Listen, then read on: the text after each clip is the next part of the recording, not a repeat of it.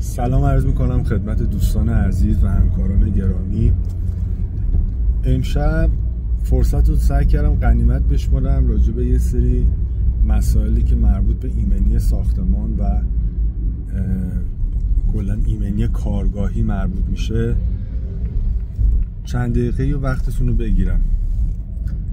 عزیزان، همونطور که مستحضر هستید با وجود هشدارهایی که بعضن از سازمان‌های مختلف مثل تأمین اجتماعی یا خود سازمان نظام مهندسی بسیار هشدار داده میشه نسبت به رعایت مسائل ایمنی و ایمنی کارگاه، بعضا دیده میشه که دوستانی در حقیقت این مسئولیت خطیر رو نسبت بهش کم توجهی میکنن و شاید سهلنگاری صرفا، نه اینکه از روی همه دوست دارن کارشون بدون مشکل انجام بشه، حادثه ای رو تجربه نکنن. ولی باید بگم این موضوع انقدر مهمه که متاسفانه بعد از رخ دادن حادثه تازه ما میایم و تو سرمون میزنیم ای وای چرا اینجوری شد، ای وای چرا اونجوری شد. عزیزان، در موضوع ایمنی اونجوری که مشخصه فقط یک سری از مسائل کلیشه‌ای رو مد نظر قرار میدن و اون اتفاقاتی که معمولا ما از اونا حذر میکنیم، مثل این که شما شنیدید میگن مثلا فلان کارگر افغانی از توی فلان بلندی، از توی نردبان، از داخل یه بلندی یا داخل یه گودی که حالا ریزش کرده زیر آوار موندن و جونشون از دست دادن. متاسفانه همش فکر میکنیم که فقط باید این چیزها رو لحاظ بکنیم و بهش توجه بکنیم، ولی این اشتباه عزیزان. انقدر مسئله ریز و درشت در داخل کارگاه وجود داره که رعایت کردنش کمتر از این موضوعی که الان با هم صحبت کردیم اهمیتش کمتر نیست. واقعا یه سری اتفاقاتی که شاید به ظاهر خیلی کم اهمیته، از کابکشی‌های داخل کارگاه بگیرید شما، رعایت دستکش ایمنی، کلاه ایمنی که حالا خیلی‌ها حتی از مهندسایی که داخل کارگاه کار میکنن زورشون میاد از این کلاه ایمنی استفاده کنن، کفش کارگاهی. دیگه براتون بگم خیلی مسائلی که مرتبط به ایمنی میشه و هشداراش داخل مباحث مختلفی داده شده، من جمله مبحث 12 و کلا مقررات ملی ساختمان خواسته شده از ما رعایتش، که غالبا ما ساده میگیریم. مثلا میگیم که آقای فلان کارگر چرا کلاه نذاشته، یا دستکش نداره، یا کفش ایمنی نداره. بعد اون کارفرما یا مالک ساختمان برمیگرده به ما میگه که مهندس من گفتم گذاشتم اونجا داخل کارگاه موجوده ولی استفاده نمیکنن. فقط به این بسنده میکنن. حتی اینکه ما بیایم از یه کارگر نوشته بگیریم که هر اتفاقی به واسطه رعایت نکردن مسائل ایمنی اگه براتون بیفته به پای خودتونه، این یه اشتباه عیانه.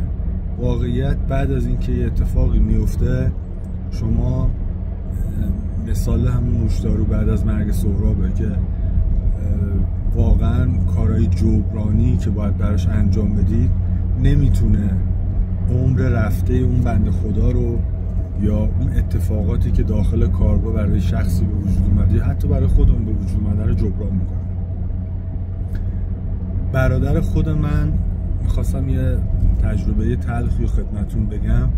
برادر خود من در زمانی که داشت دستگاه حفاریمون رو روغنکاری میکرد، گریسکاری میکرد، سر انگشت سبابش درگیری حادثه شد و منجر به قطع شد.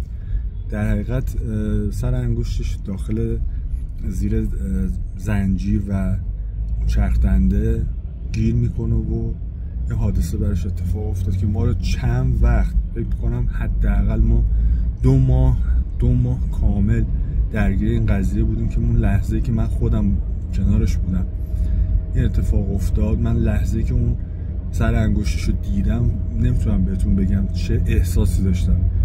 حالا این اتفاق حتی اگه برای کارگرم هم میافتاد، برادرم نبود، همین حالو داشتم. ولی شما فکر کنید که برادرتون جلوی چشمتون این اتفاق براش بیفته. اینو براتون شرح دادم که بدونید این موضوعا اونقدری که در ظاهر ساده به نظر میرسن واقعا نیست. در واقعیت شرایط انقدر بغرنج میشه که شما از خودتون میپرسید که چرا این کارو نکردم. از خدا میخواید کاش برمیگشت زمان به قبل و این اتفاق تکرار نمیشد، البته با رعایت نکات ایمنی. و این رو اضافه بکنم، هرچه که ما در زمانی که هنوز اتفاق صورت نگرفته ما بیایم نکات ایمنی رو رعایت بکنیم، باز میبینید که یه سری اتفاقات هستن که میچربه به اون رعایت هایی که ما انجام دادیم. به عنوان مثال اگر همین اتفاقی که دارم میگیرم برادر من با دست خالی این کار رو انجام نمیداد، با دستکش بود، ولی خب این اتفاق براش افتاد. ولی شما فکر کنید اگر تازه دستکش نداشت به چه صورت میشد. شرایط خیلی حادتر، جبرانش خیلی جبران که نمیشه کرد. به هر حال برای اینکه حادثه به صورت رونده پیش نره و اتفاقات بعدی منجر به این نشه که اتفاقات تلختری بیفته، به هر حال آدم یه سری کارها انجام میده برای کنترل اون حادثه. اگر فکر کنید شو ایمنی رعایت نشده بود چقدر بدتر میشد. امیدوارم که تو همه کارگاه ساختمونی که داخل ایران هست، حالا ما کشور دیگه کار نداریم، ما تو برای شهر و استان و کشور خودمون داریم صحبت میکنیم، کما اینکه شاید این مسائل به درد کسای دیگه بخوره، چون در خارج از کشور به خصوص کشور توسعه یافته این موضوع خیلی سفت و سخت‌تر گرفته میشه و رعایت و کنترلش غالبا در اولویت هست. حالا با اونا کاری نداریم، ولی در کشور ما به خاطر اینکه ما نیروی کاری که داخل کشور عمدتاً ازش استفاده میکنیم افغانی هستن و علالقاعده پیش خودمون میگیم حالا یه اتفاقی هم برامون افتاد دوست نداریم ما، ولی میگیم آقا یه اتفاقی هم براشون افتاد، اینا نفهمن. مثلا ببخشید اینا نفهمن، تو کلشون نمیره. ولی اینو نمیگیم که اگر خدایی نکرد این اتفاق بیفته ما هم درگیریم. چه بسیار افراد که به واسطه حادثه دلخراشی که برای همین افغانه عزیزمون افتاده در به در دنبال رضایت گرفتن از خانواده‌شون بودن، از دوستان و از همکارای من. خیلی کسایی بودن که